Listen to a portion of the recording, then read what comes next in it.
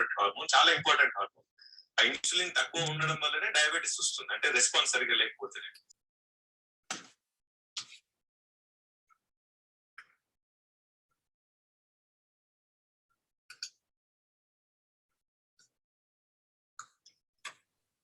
Hi, Rani.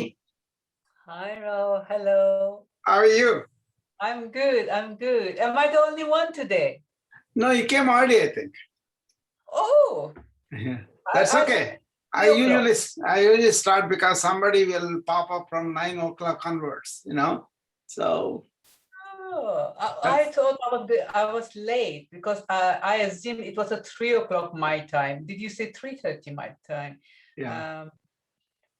How much longer do you have? Or is it like 15 minutes late? 15 minutes late? That's okay. That's okay. We can get to know each other. That's fine.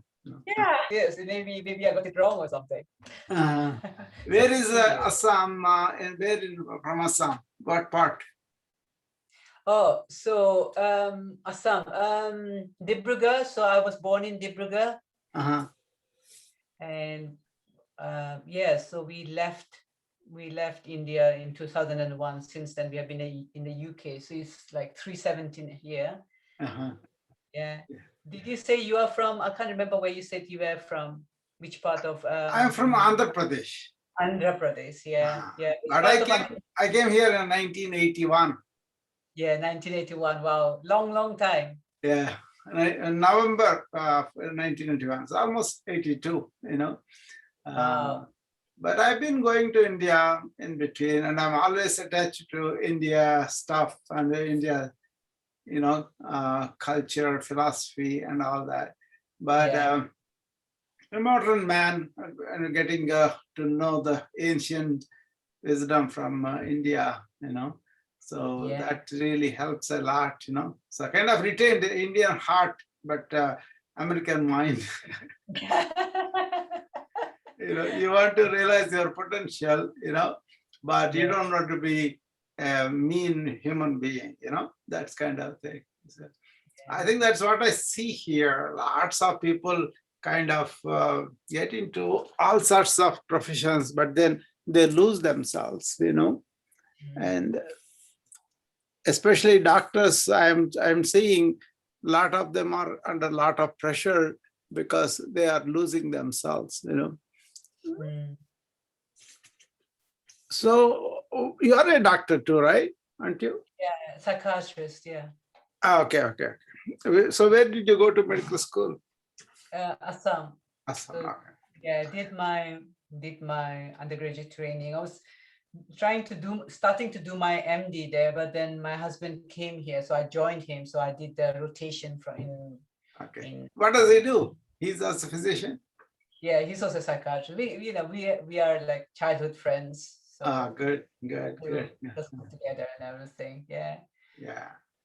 How many people do you normally have on a? It depends. Sometimes 4 or 5. Sometimes my family and my wife also joins me and my sister, and then Aisha comes usually, and then there were other girls used to come, and then they want recording sometimes because Saturdays are not a good day or something for them. Lots of people want recording, they come and visit me a couple of times and then say, the moment they hear recording, they want to come for the recording, So everyone is so busy, isn't it? That's fine, because I don't really want an argumentative stuff here. We were just gathering a satsang, where the good people associate. We are not lecturing or trying to convert anybody to anything. We just want to share some things that will help them in their daily life, So that kind of thing I do. And then I'm happy even if one person shows up, and I will do what I want to do. And then it depends upon what kind of things the other person wants also. Like yesterday, I was at this Health Heroes, something like that. They interviewed me, and I was able to explain everything for about 1.5 hours or so. That worked out pretty good, because normally Clubhouse, they want everything within 90 seconds. Very profound problems, they want it 90 seconds. That kind of difficult, But then they were asking me questions about it, and other people also came in and they were talking about Ayurveda and other things, So it went very well yesterday. 2 hours, I think I was there for 2 hours, 11:30 to 1:30. Wow. But I was able to tell them therapeutic lifestyle changes, which I always talk about, because our modern medicine is good at so many things, emergency care, surgery, vaccines, and all that. But when it comes to chronic diseases and lifestyle diseases, it kind of failing us because you don't have the time and energy to explain to the patients. And but I did that all my career because it was a habit for me. So I kind of have talked about this a long time ago too, but now it has become much more important with this pandemic, a lot of people losing insurance, a lot of access is not there in interest rates, especially. So I kind of focus on that, Mm. Yeah. Yeah, I saw your post. I saw your post saying you have done it. I said, oh, I missed that room. Yeah. Next time Yeah, I'll be there. yeah, that room, I wanted people to come, but then a lot of people that I know kind of came in, but they could not stay all long. I mean, it is, I think they have a podcast too. Probably they might have recorded that, I So, see. I don't know, but they were there. And there were several other doctors also there. And some of the information is new to them because they themselves are burned out, a lot of doctors, So they come privately. They don't want to expose, in in a public way. So they come privately, and then I talk to them, and then we kind of do something. Did you check my website? I just started a couple of days ago. Have you started? Because the last time we talked, you said they were going to build it for you. Have you already Yeah, started? I did. It's a BEAPAL.net.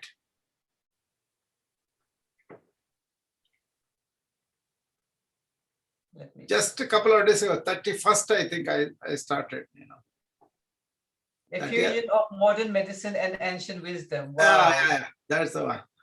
Oh, looks lovely. Yeah. I mean, it just started. It's still, I have to add the newsletter. I have so much material. It's not a big deal writing the newsletter, but I have to, work on that. And a lot of content has to be built up, But at least people can come on the Calendly and make appointment, and then I can organize my day a little better, And now I kind of give time whenever somebody asks me, I talk to them. That's the old Indian habit,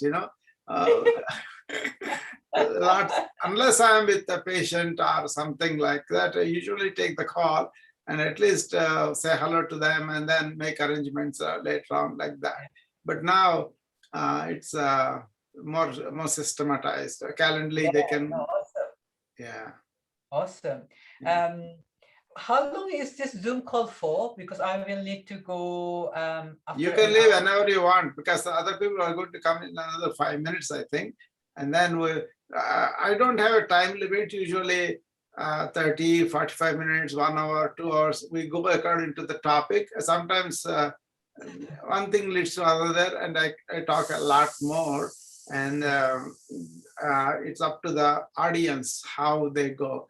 Saturday morning, I kept it for this for now, but maybe I will confine this to 45 minutes from the next time onwards because this other thing started with the website. There will be more people who want to talk about it. And also, Clubhouse, some people are expect me to come to their clubs, even though I'm not having any club or any room. I did not even open a room so far, deliberately, because I didn't want to run the room and all that. I just go and talk a little bit and then come out, That is working out better rather than sitting down there, listening to everybody, controversial things. And there is no set pattern, like this room is for this. They talk all sorts of things sometimes. So I don't need to do that, So, but then people kind of open that, if somebody else is coming too.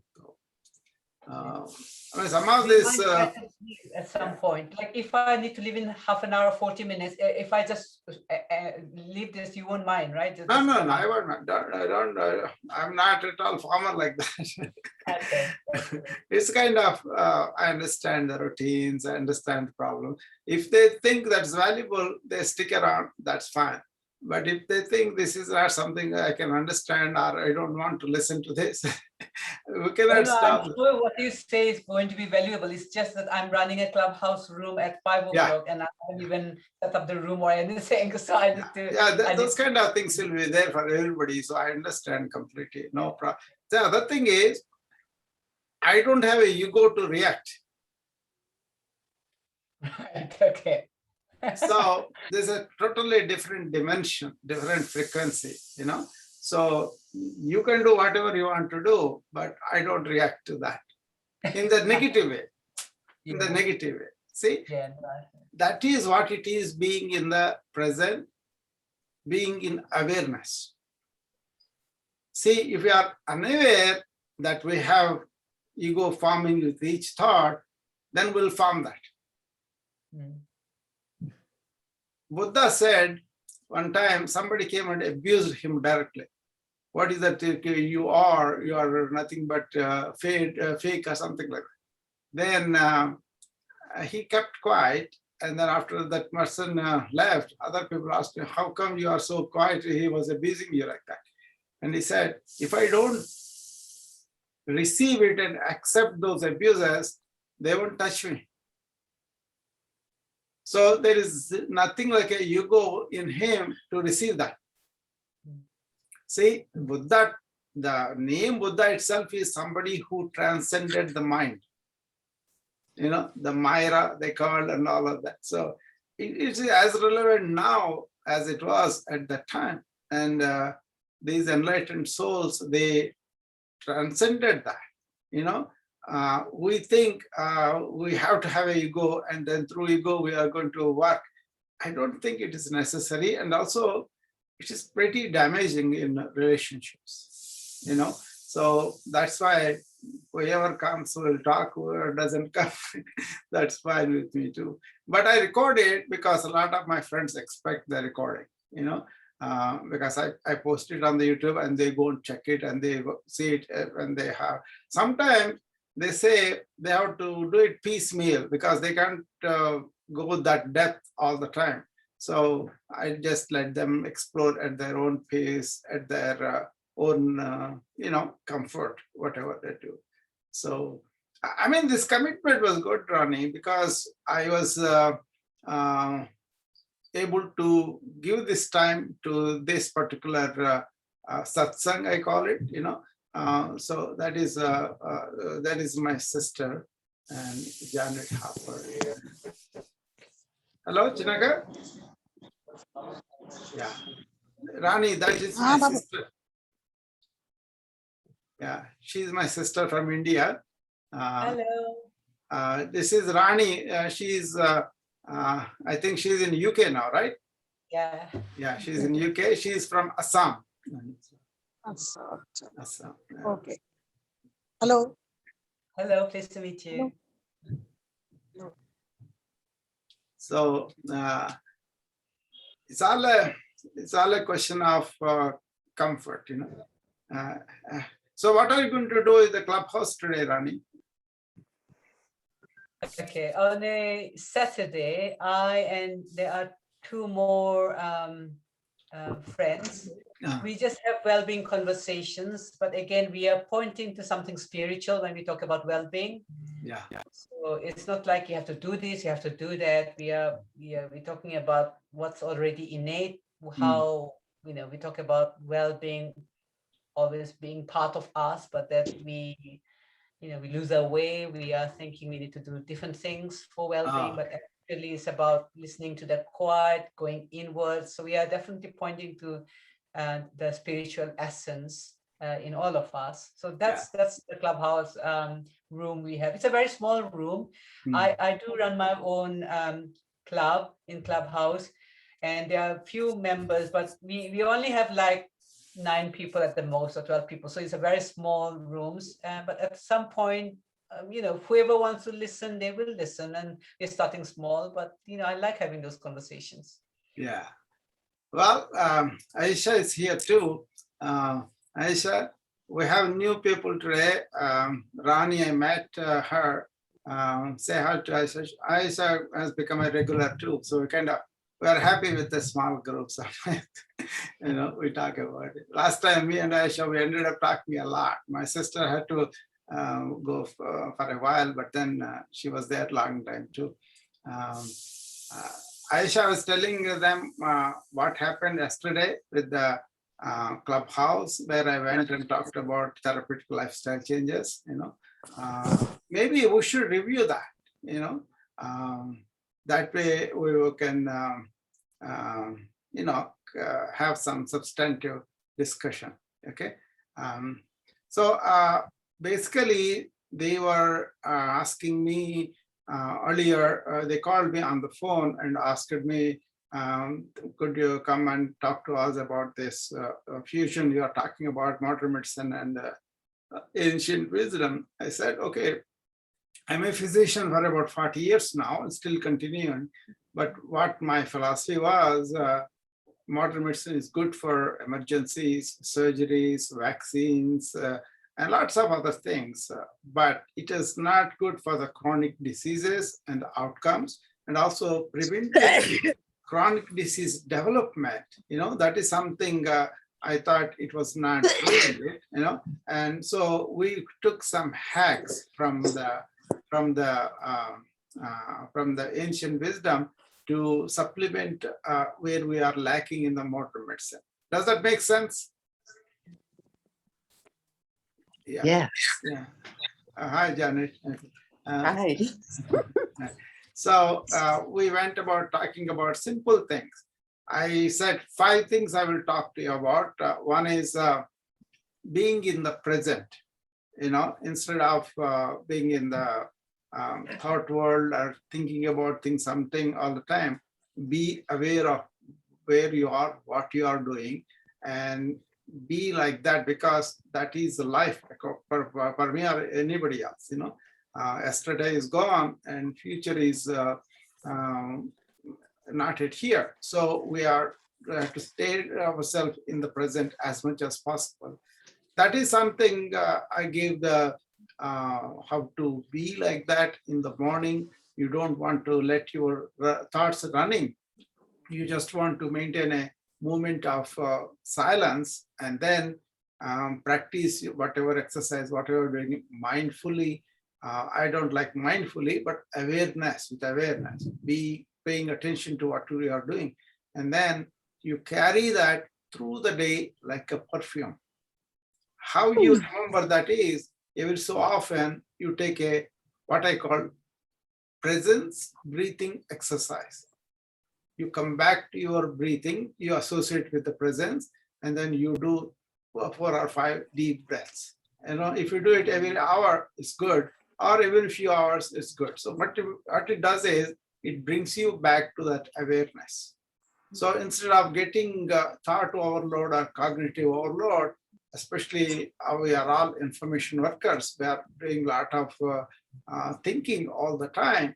So what I said was, just take those breaks and reset. Like in the clubhouse, we say reset the room, like that, reset yourself. So that's first one I talked about, presence. I talked much more on that. And then food, you have to give yourself a break to eat food with awareness that is a life, giving its life to keep our life, So be grateful for that and be appreciative of that life. And also have a nutritiously rich, organically grown food. And also pay attention to who is making it, with what attitude they are making it. Like a mom makes, she makes it with the love for her kids. And that's the kind of thing. And also when you eat, sit down and take your time, like a 5 minutes, 10 minutes, whatever, but with complete attention to the taste and aroma, and also the texture of the food, and enjoy it, then it will be better digested, because digestion starts from the beginning, from the mouth itself. There are hormones secreted there, and then go all the way down. So that kind of thing on the food. And then because I did extensive talks on these things, before. Then what do you do with your activity from AM to PM? What are the activities that you are doing? How are you doing them? Whatever you do, attentive to every action. Like if you're drinking a tea, be aware of the tea coming to your mouth and then sipping it, tasting it, and gulping it like that. Not being obsessive, but just being involved in a flow state, not in a state of preoccupied with thought or worry or guilt or whatever those things are lingering on. You just go on. That's not good for you. Down the line, lots of things get done better and you become more professional because you are paying attention to the task you are doing. But you have to do as many things as possible genuinely. For example, you go to a hotel, you see a girl smiling, beaming to smile, but inwardly she may be miserable. That kind of thing is not good for you in the long run. But suppose she lets go whatever bothers her at that moment and then genuinely smiling at you because she is happy to see a customer, that makes a lot more sense to you. Okay, so the activities from morning till evening means you kind of integrate yoga or some other exercise, basically moving the body, actively moving the body. I kind of give yoga moves that you can integrate into the daily routine. Suppose somebody is driving the car, park, they all know, park a long way and walk and take stairs, and you're walking in the corridors, be mindful and also be here and now. That way you can really feel the tensions and everything in your body and relieve them, that kind of thing. And also office yoga. You are sitting in the chair. I can teach you office yoga that you can do in the chair and relieve your tension in the neck and lower back.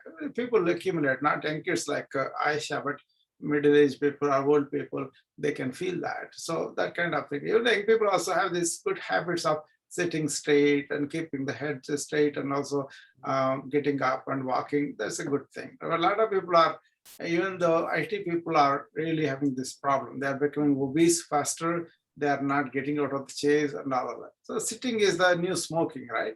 So we talked about that, but also after the work, what do you do when you come home? You can have breathing, stretching exercise instead of taking a glass of wine to relax. And that's when a body is more amenable for stretching. Then you can get more out of your yoga moves if you are doing yoga. And then, or you can do Pilates, you can do martial arts, anything, I'm not saying that you should do only yoga, but you have to be active and then have the dinner. And then what are you doing before sleep? Some hacks I gave there. And also when you go to sleep, put all your devices to rest and then sleep. And then in the morning when you get up, don't wake up them devices, first be in silent mode. Then when you are ready after the first hour, that is the better. Because first hour we are really vulnerable for those information. We'll start and then run pretty fast. Okay, so don't do that. At night also, for the tomorrow, write down everything and put it out of your mind and then sleep. Okay, so we talked about that extensively on the AM to PM routines, before sleep and after sleep routine. So this is all comes under our activity during the day. And I also talked about how to be present in the day, and then, so we talked about three things now, right? Presence, food, activity. And then we talked about how do you rest, and sleep. So lots of times people are agitated because they are giving into their egoic patterns or mind patterns, and they are reacting to events as they happen. So we were talking about it, Rani and me, that I don't react that easily for smaller things, trivial things. And also, even if I react to bigger things, I immediately know that I'm reacting. That stops right there. I ought to respond to the things. Suppose I have to do something. I want to respond with the abilities that I inculcated, the talents that I have done, but not react emotionally for every small thing. Okay, that can be trained. And then when you go to sleep, you can do the shavasana and you can do breathing. And there's so many hacks I gave them how to have a deep sleep for a short time and then regenerate yourself. And then finally I talked about thought. What is the use of thought? How do you control it? How do you not make it as your identity? Because most of the people think what they are, they put a thought construct, they build up a personality, they build up an ego, and they think that is that. But actually, they are much more than that before. So you have to make your ego your slave, not your master, your thoughts, your tools, but not you. Because somebody is having thoughts, you have to stay in that. Okay. So these are the 5 things I talked about. I talked extensively because I had 2 hours time there, but I think a lot of people had other things to contribute. And then we talked basically about ancient wisdom in several acupuncture. Somebody talked about Ayurveda, somebody talked about like that, It was a good fulfilling for me because I was able to tell them a lot more things. So now you have any doubts, tell me, then we will have a conversation rather than me talking everything.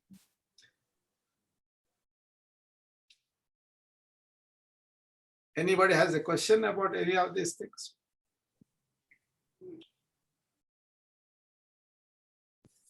Yeah, unmute yourself, Janet.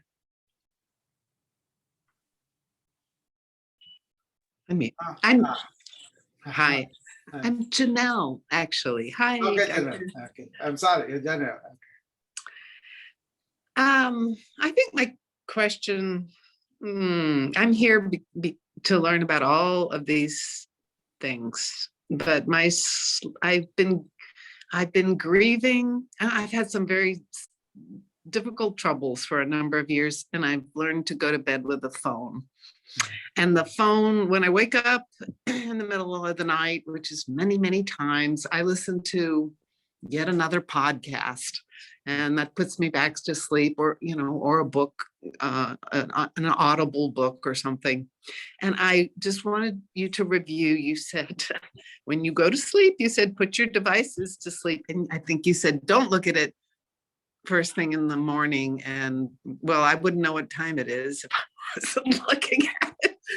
So I want further suggestions, if you can, about what it was is I kind of use the devices for my spiritual practices to continue, where I'm not really having information poured into me, but an insight from whatever I'm focusing on really enlighten my mind. That is okay when you do the devices like that. For example, Rani has something to tell me that will really enlighten me, about something we are talking about, philosophy and all that. I would not mind to hear that inside, so that my mind doesn't go to the accumulation of the memory and also use information that take me outward. That means Vishaya. Vishaya means all the things happening in the world, rather than what is happening in the mind is important. This is devices putting rest is for people who are having information overload. So if you are getting more information and thinking that information is going to help you to form a concept into it, then you are still in the information phase only.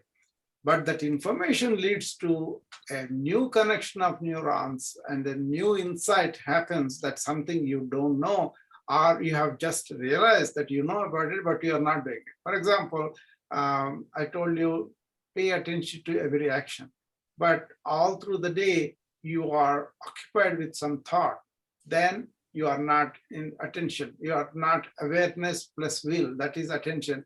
You are not in attending to whatever is happening. So For you, Janelle, what you hear, what happens in your mind, that's important.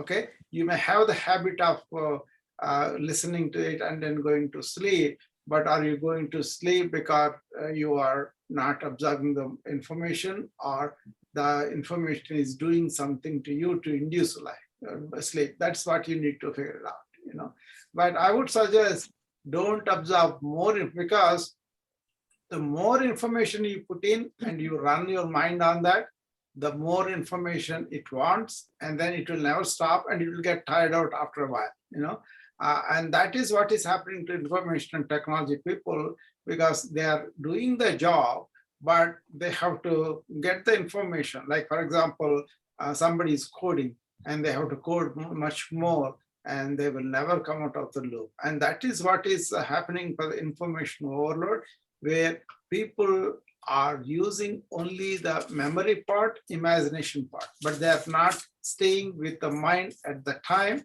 and then operating the mind to create new brain, like new neuron. That only happens if you are exposed to a new music, new language, or new insight into something. Then the neurons fire up, and then they get more new brain, like, that is the neuroplasticity we are talking about. So what you are exposed is more important than just shutting off the devices. Some people use the devices for this exclusive purpose, where they listen to rhythms and music, instrumental music that can really put them to sleep. That's a very good thing. Some people have a question about something. Why am I so selfish all the time? What is the problem with selfishness? How does it do? And then you listen to that and you come to a conclusion like, we are all one. There's no need to be selfish, because everybody is you and you are everybody. That insight takes away the selfishness completely. And then you feel so good because of that insight. You are enlightened and you feel good and you go to sleep. That's okay. So it depends upon what you are using the devices. Are you even aware that you are loading your mind so much and the consequences are there? Then that needs to be educated on. Is it clear, Janet? It's clear. May I ask you for a clarification, please? Sure. So mostly, I mentioned the context that I've wanted to keep my mind busy and learning while I was grieving. But what I've been learning, I have chronic illness and I have high insulin that I can't yet seem to Get up. to get down. No, I'm not on insulin, but I somehow, anyway, I'm a good hack. I figured out I had pernicious anemia. That took me my whole adult life, but I did it. I figured out that I had high insulin, but so that is primarily what I have been studying about. And I probably met you through Twitter, through a, kind of a community that's learning about, insulin. The traditional doctors, well, we don't bother to test that. That doesn't mean anything. And somehow I had the proper guess that, that I did have a problem there. Yeah. And I still have a problem there in spite of working on it for maybe 2 to 3 years. I'm losing track of exactly how long, so that's primarily what I've been learning about. And I wonder how you see that in the context of. Oh yeah, as a physician, I would see that can be problematic in your metabolic level. But you may be aggravating it by thinking about it. Once you know about it, you can take action. There is a way, have they measured C-peptide levels? There is a, one thing that one I don't know about. No, I don't believe, I'm not positive. I did have one good physician who, Dr. Andy Fung, who actually has gone out of business. He might have measured C-peptide. He measured a lot of things. Yeah, because you want to first determine, is the high insulin source, is it exogenic or endogenic? And obviously you are endogenic, you are pernicious anemia, atrophic gastritis and all that, Yes, sir. I So also have Hashimoto's, and Hashimoto's, yeah. I- Uh, I also have the antibodies for Eaton Lambert. Yeah, Eaton Lambert. I mean, this is an autoimmune disease. What happens is autoimmune means you are generating immune bodies that are detrimental to you, and that is why the thinking part is very important for you, because the more you think about it, the more ingrained all that cycle becomes, and the stimuli for generating those immune bodies that are not good for you will be generated more. What I would do as a physician, first of all, is I would measure that and conclude that this is endogenic. If it is endogenic, there is what is called, you follow the insulin secretion graph through the day. Then you know which part of the day you are having the highest insulin levels. Okay, there are like insulin pumps, there are insulin measuring tests we can do. Okay, and then once we determine that, what are You- the Some kind of device that measures my insulin through the day? no blood tests. Oh, There are well, tests. Endocrinologists do them. Okay, you can consult an endocrinologist and he will do that. He will tell you what is your preprandial, that means before meal, and postprandial, after the meal. Okay, we, and also we did that once with the glucose challenge. I did that with Dr. Sinha. no, glucose challenge just only determines the spike of glucose and the response of the insulin on the glucose. Okay, but Correct. here I'm talking about measuring the insulin levels themselves. Okay, and then C-peptide is very important to play indirect evidence of what kind of insulin you have, exogenic, or some people take it insulin too much, but you are getting from inside, so it will be just a confirmatory. We already know your diagnosis, but that also gives you, first of all, where the source is. Next of all, if it is generating, the body is not one continuous steady fast. This is a continuous fluctuations of insulin secretion. And then one of the chief important things for you is that overthinking on that problem. Okay, once you know about it, what are the stressors that is causing these fluctuations for you have to determine. That's where I differ from the other physicians. Is they would not mind other things because they are basically not aware of them. Some people may be, but most of the doctors are not aware of this internal processes that we have under control. We let it go unconsciously, and then we allow these hormones secrete at their own will, but we can control that. Say, for example, how is meditation for you? Do you do any meditation where you can gather your thoughts and control your thoughts? I'm not a very good meditator. Sometimes I try, sometimes I use the breathing app. No, that's only just very temporarily suppresses your thinking pattern. Okay, what you would like to do is, first of all, you want to get all the thoughts concentrated. Just focus on that for now, for a week. You could use some figure or some word or some mantra, whatever that suits you.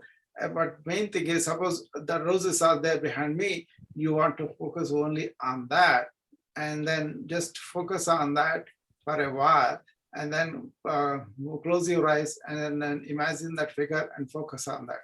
And then your thoughts will come. Don't resist them. Don't involve in them. Like a cloud coming in front of you, the thought comes, you watch it and you let it go. And then you bring it back to your rose. That kind of attention making concentration helps a lot to get the thoughts really not to take you into a real world. For example, I kind of thought of somebody in my India, my childhood friend. My thought will go from here to Guntur, my native city in India, in a flash. And then I will think about what I did with him, what kind of movies we saw, what kind of conversation we have. All those things will flood into my thought. Then if I involve in that, I will go there. I lost my rose attention. So I have to bring it back to the rose. But it takes some time. But eventually what happens is people are able to concentrate, and then you want to see what is the mechanism that producing the thoughts and go beyond it. That takes some time for people, but sometimes people do it very diligently and they come to the stage very well. Then what happens is thoughts are in your control so that they won't cause unnecessary problem. So this practice of being attention, being in the present, what happens is you bring in the thought, like I'm talking to you, I'm using thought to convey an opinion or some information to you. That's okay. But I'm not allowing all the other thoughts come and influence me. I'm kind of quiet and peaceful inside all the time. You'll come to that stage. Then what happens is you are not thinking about this insulin overload all the time and thereby secreting more insulin. I hope that helps, Jenna. That does help. I've had enough background and did the mindfulness training. I didn't understand what you said about the insulin. I have an endocrinologist. Are you saying you're supposed to eat several times and measure it run to the blood? Don't eat. Just go to the endocrinologist. Is there a way I can see when I'm secreting the most insulin? And they will recommend some tests before eating and at the night time and just before you woke up, something like that. The blood tests have to be specifically for the times, and they will do that and they will tell you, this is your graph. Huh. I know someone's trying to invent a portable device so that we can learn that. I mean, there are so many devices coming now, and that's a very good thing for people like you, But your mindfulness thing you are talking about, tell me about it. How do you do that? So I was ill for decades, and I was basically called psychosomatic. And I'm a very curious person. I will keep trying. Okay, if I'm doing this to myself, psychosomatic. So I did the mindfulness course by John. What did you do with the mindfulness? That's exactly what I want to know. How did you do? Suppose I want you to show me mindfulness. What would you tell me?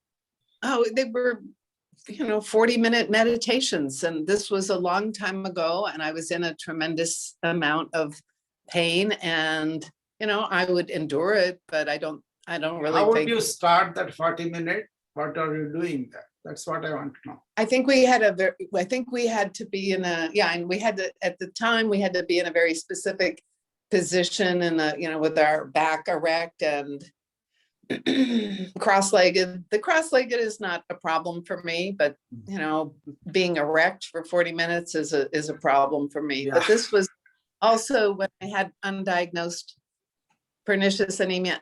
May I possibly give you one more tangent that Sure. has been, Go ahead. all right.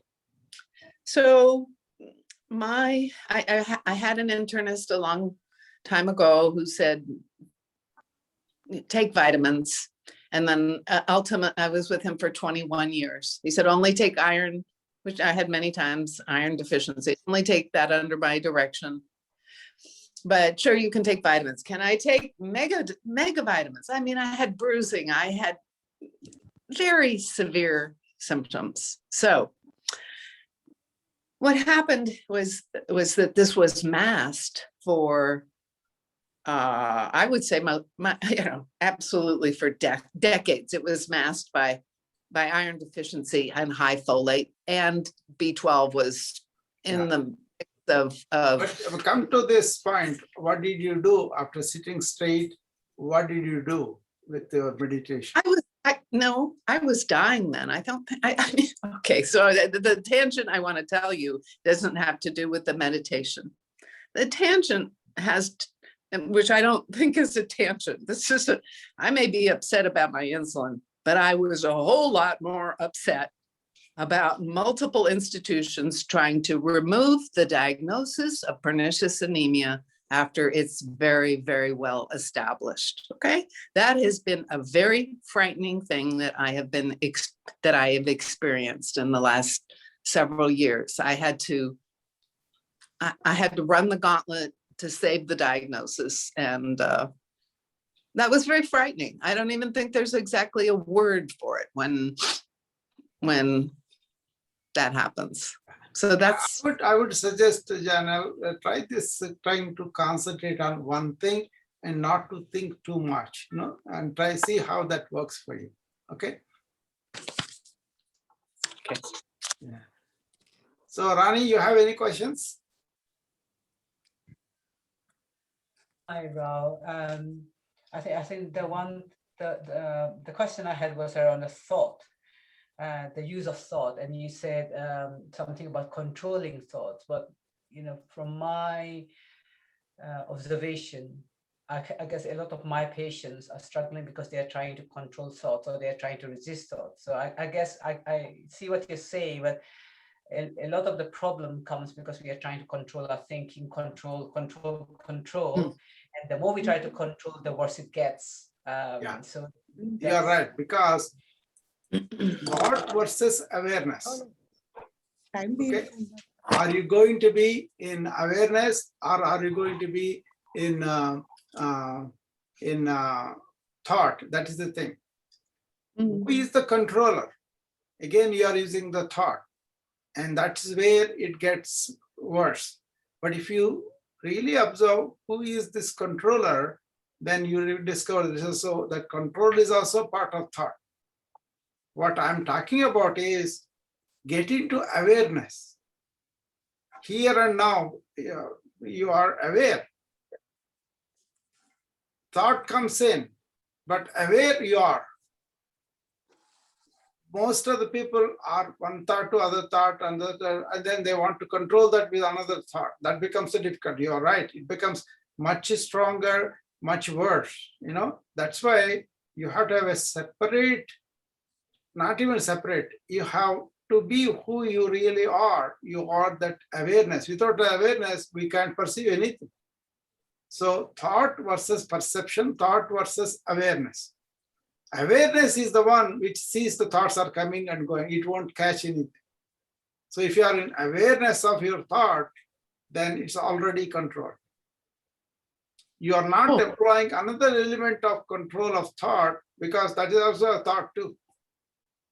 But you know what this is? They describe suppose you want to light up a fire, okay, where you're going to light up a bunch of woods, and then the one wood you take, you put it on kerosene or petrol, whatever it is, and then you light it up, and then you light up the whole pieces of woods, and then you use this one also ultimately to throw in the fire, so it will also engulf everything that goes into the fire. That is how you have to make thought first to see, and then the initial thought also goes into the fire. So using the mind on itself, you kind of really appreciate what are the, otherwise thoughts is a network. One thought leads to other one, other one, other one, other one. So to break that, you have to slow it down, then see the gaps between the thoughts. But who is that seeing? Your awareness. That's why yoga is beyond thought.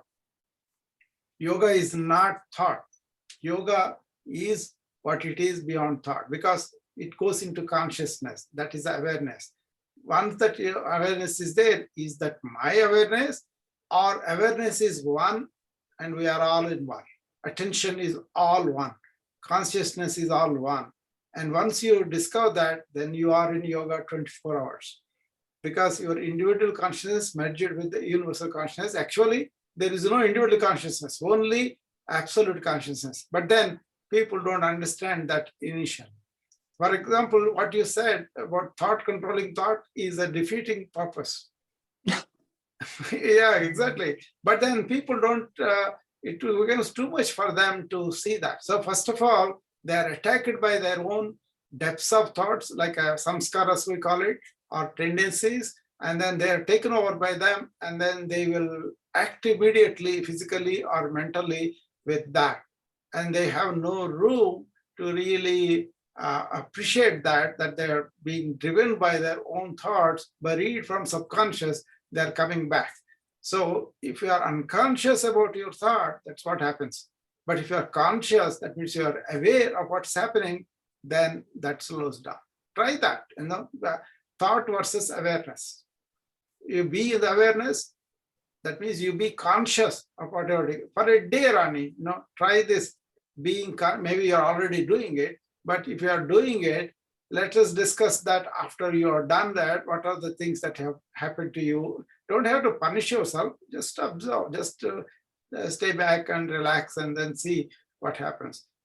The biggest confusion here is thought for practical purposes, thought for our inward reactions and relationship. That's a separate thing. If you assess a person with a thought and say this person is so, then you are doing injustice to the relationship, because that person at that moment may not be what you are imaging about, what you have built an image about that person. That person may be more congenial, more kind, more compassionate, want to forget about the past and comes to you with a hand of friendship, but you are relating to him with your image, then that's what happens most of the relationships. First time they see, they don't have an image about them. Then they have these concepts about that person and they build an image. And next time you see the person, you want to relate with that image rather than that person, what he is right then. So use thought for physical purposes, practical purposes, that's okay. But when you use thought inside and also inside your faculties and also with the relationship, that's where the problem comes. So be in awareness for 24 hours, okay? And use thought. Don't be driven by thought and see what happens.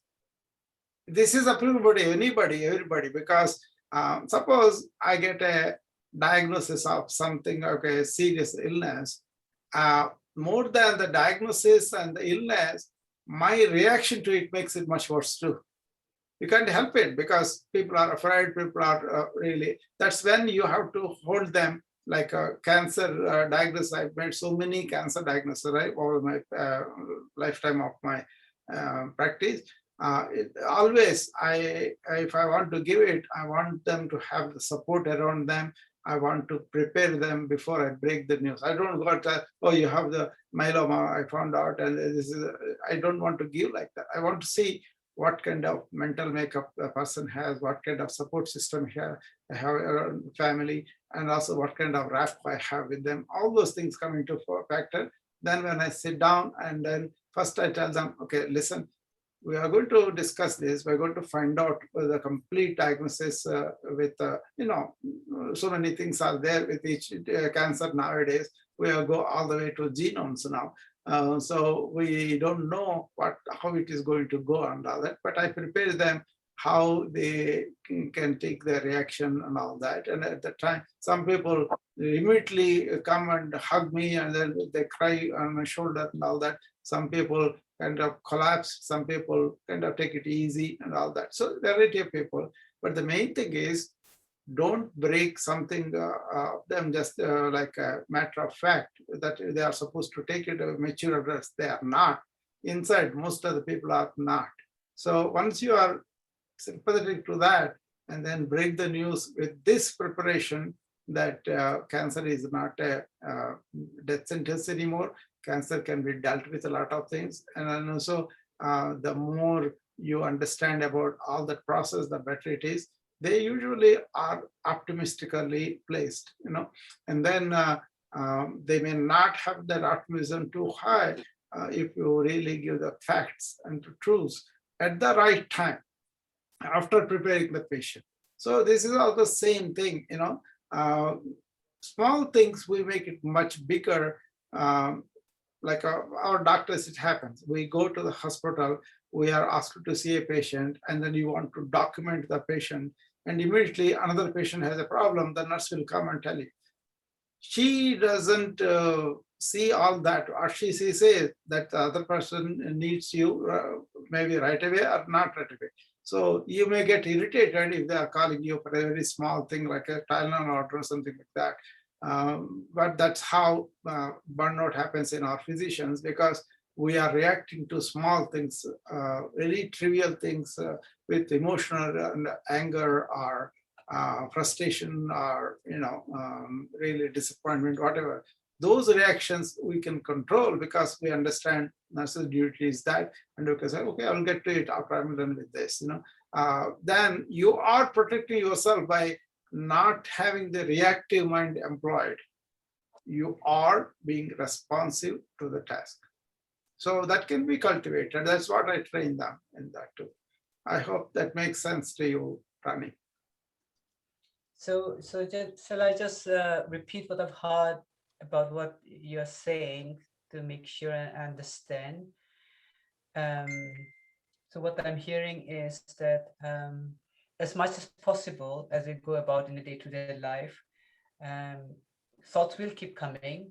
See how much you can be in the awareness, and you can be aware of thoughts consciously rather than being constantly reacting and reacting and reacting. Because we might react because I know that we are human beings. We might be able to do a 24 hours challenge and remind ourselves, but when it comes to full life, we might still react from time to time. And reacting is okay as long as we step back and say, hang on a minute, okay, so what just happened? Yeah. So maybe perhaps I was an illusion, and I just, it was just, I got caught up, and not blaming ourselves for anything, but then realize that in that moment when we reacted, we got very unconscious of the thought, and we thought that was reality. But now that I see, then I know that it was again the Maya of the mind. That you don't need to bring all the concepts also. All you have to do is conscious. Conscious of your reaction also. You said we are just human beings. What yoga says is, you are not the limitation of just a human being. You have the possibility of being awareness individual all the time. So we don't have to go there all of a sudden. Once you understand it, we want to live that in our life as much as possible.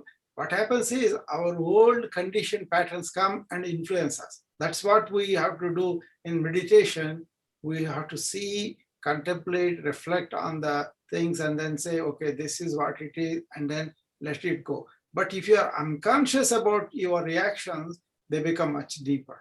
So conscious, just that word. Am I conscious during the day? Am I in the present during the day? Am I aware what is happening? Just that particular practice itself will help you not to have this, all the concepts about limiting human beings or some reactions are okay.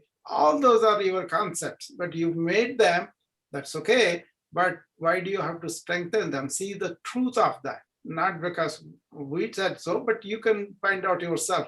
Is that really true? Human beings are limited. How come some people are having these possibilities of not reacting at all? That kind of thing. That's what Buddha taught us, not to be reactive for anything. It's because he said everything is anitya.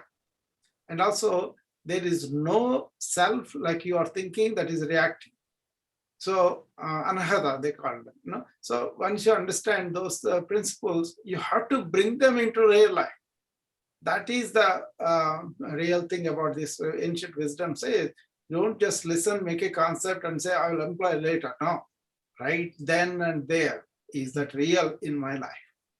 It may not be, that's fine, but you have to be honest about it. Then you'll bring it into your life real. Like, for example, we are watching cable TV and you see the same negative story over and over and over again. Is that wise? That's not wise, we know that. But we let it happen because we are unconscious about it, But once you are conscious about it, I saw this, I don't want to listen to this thing unless it has more news about that, that I can use. For example, an earthquake is predicted. You want to know where, when, how, and all that, so that your people can protect themselves and the property can be protected and all that. That's absolutely okay. But suppose some political negative story has come, why do you have to listen to it again and again? That's the unconsciousness makes us do that, So once you are, whatever you're doing, whatever is happening, you are conscious, it has a chance to change by itself. At least it won't further strengthen that whatever that we are making concepts about, you know.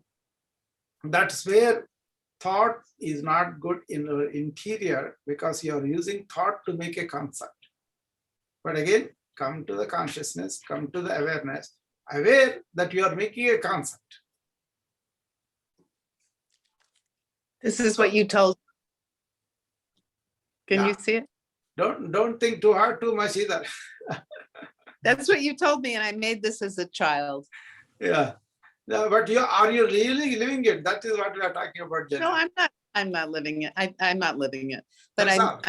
I made it for my father Good. after my mother died. I probably Good. made it when I was 7 years old. So You know, that's very good you made that, because that becomes a hack for us to remember the fact every day. That will be an aid for us to become more conscious that we are thinking too much. And then automatically it stops. So use it as a hack, but make it real in your life. Even a few seconds a day is good enough. Okay. You cannot be all of a sudden, because you already wired your mind to react so much. So it will do that, but it will slow down at least. It won't get strengthened, you know. So that's a good thing. Use it like a hack. Don't think too much. Don't think too hard, but be aware all the time. Maybe write it down there in a paper or something. Be aware. And then you know what we are talking about. Two different things completely. See, thoughts are happening to us. We are not happening to the thoughts. Once we are aware, then we know thoughts are happening to us. We have to be aware of that.